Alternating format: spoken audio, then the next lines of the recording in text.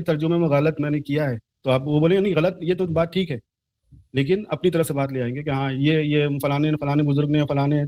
جو ہے تبع تابعین خلفاء راشدین محدثین انہوں نے جو لکھا ہے نا تو اس پہ ہم اتباع کریں گے، ان کی اتباع کریں گے، اللہ کی آیت کو اتباع نہیں کر رہے ہو. اللہ کی آیت کو اتباع اس وقت آپ کریں گے جب ان سے جو ہے نا آپ پناہ مانگیں گے،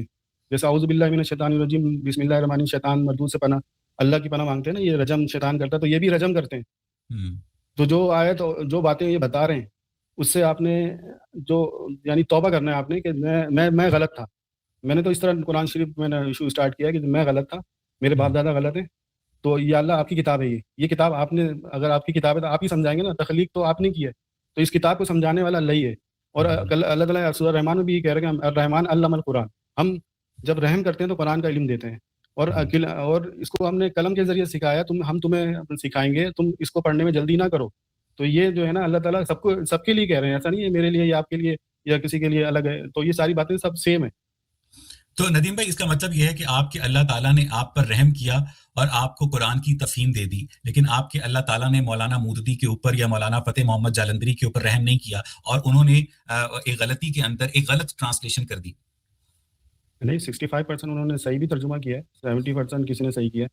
تو یہ تو دیکھیں جب آپ بھی غور کریں گے تو آپ بھی جج کرنے میں قابل ہو جائیں گے نا، جب آیت لفظ پر لفظ آپ اس کو دیکھیں گے. ایسا تو نہیں ہے کہ اس میں الفاظ میں اس کے محل کو پھیر دوں میں اور الفاظ اپنے مطلب کا لے لوں اور اس میں ڈال دوں. آپ جتنے بھی ترجمہ اٹھانے والوں کے ترجمہ تو دیکھیں آپ کہ لکھا ہوا کچھ ہے، اور مثال کے طور پہ اجل کا مطلب ہے جلد بازی، تو موسیٰ کے نام کے ساتھ بچڑا لگا دیا، وہاں پہ اجل کا مطلب بچڑا کر دیا.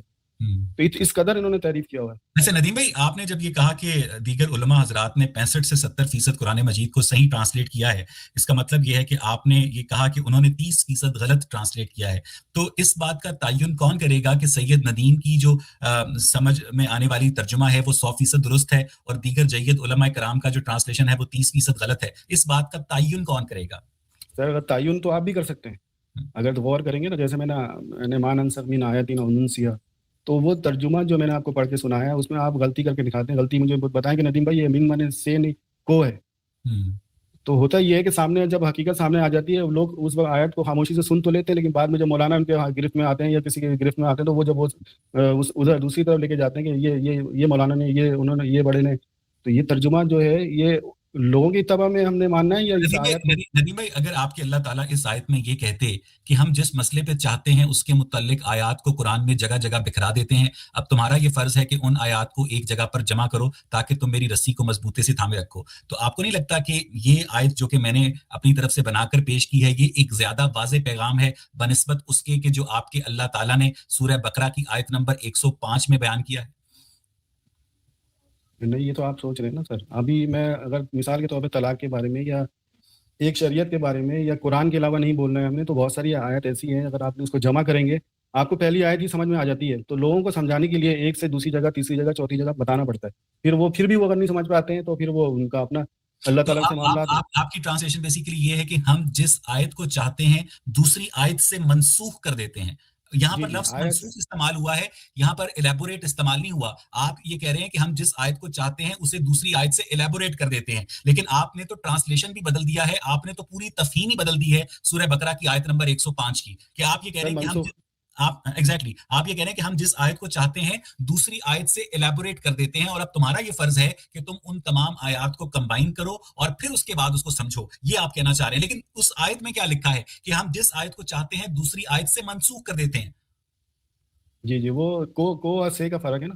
اور آیات کو منسوخ میں نے یہ نہیں کہ منسوخ کیوں آیا؟ منسوخ کا وقتی طور پہ وہ آپ مستقل مزاجی کے ساتھ ڈیلیٹ نہیں کر رہے ہیں، آپ آیت کو ڈیلیٹ یا ختم نہیں کر رہے ہیں. اللہ منسوخ کا مطلب کیا ہوتا ہے؟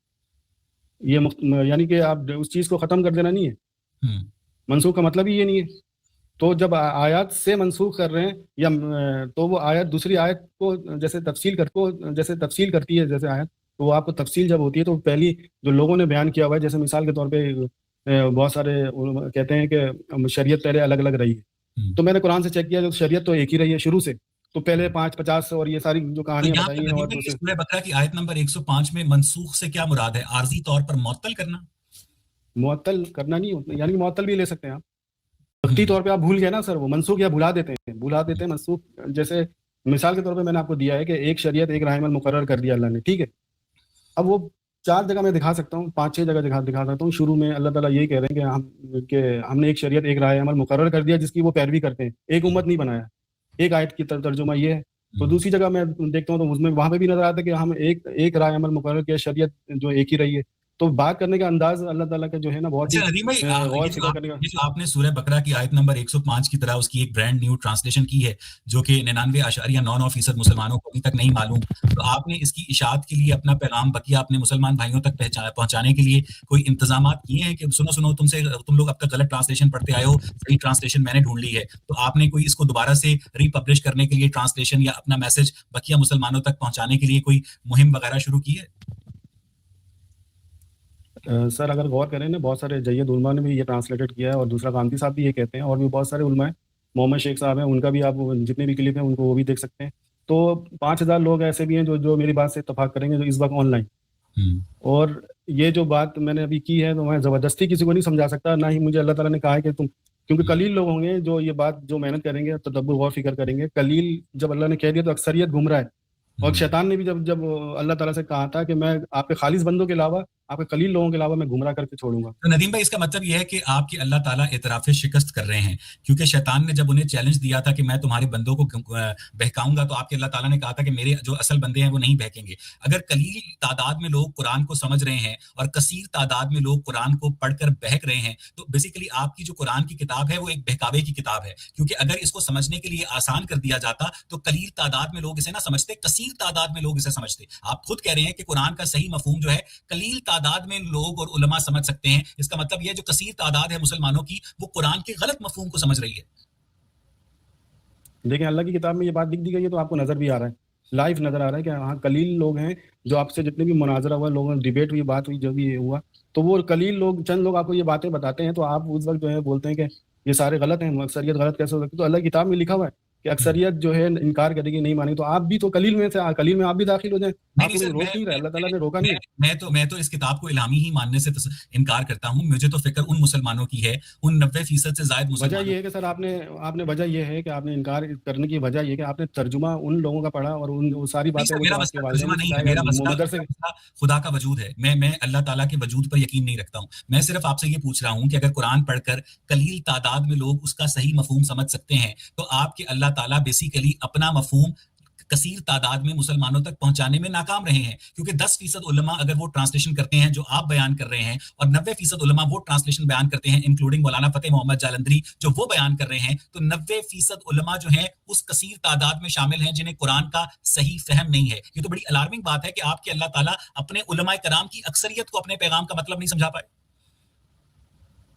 وہ علماء کرام جو ہے نا، میں آپ کو بتا رہا ہوں کہ انہوں نے شک کیا اس کتاب پہ، اور اپنی کتاب جو ہے لے کر آ گئے مارکیٹ میں. جو ہے جو جتنی بھی کتابیں ہیں اس کتاب سے جو ہے نا کمپٹیشن میں لے کر آ گئے. جب آپ بہت ساری کتابیں، ہزاروں کی تعداد میں، سینکڑوں کی تعداد میں کتابیں ہیں، اس کو پڑھنے میں لگ گئے، تو اس کتاب میں تدبر و غور فکر کر سکیں گے آپ. مثال کے طور پر آپ نے ایک کتاب لانچ کی، تو اس میں جو آپ کی جو مخلوق ہے وہ اپنی اپنی باتیں لے کر آ گئے، اور آپ کی کتاب نہیں پڑھ رہا ہو، تو آپ ان کو کیا کریں گے؟ تو ندیم بھائی، اس کا مطلب یہ ہے کہ ہمیں اسلام کی اگر صحیح تفہیم حاصل کرنی ہے تو ہمیں دیگر تمام علماء کرام کی کتابیں جلا دینی چاہیے اور صرف قرآن مجید کے اوپر فوکس کرنا چاہیے. کریکٹ؟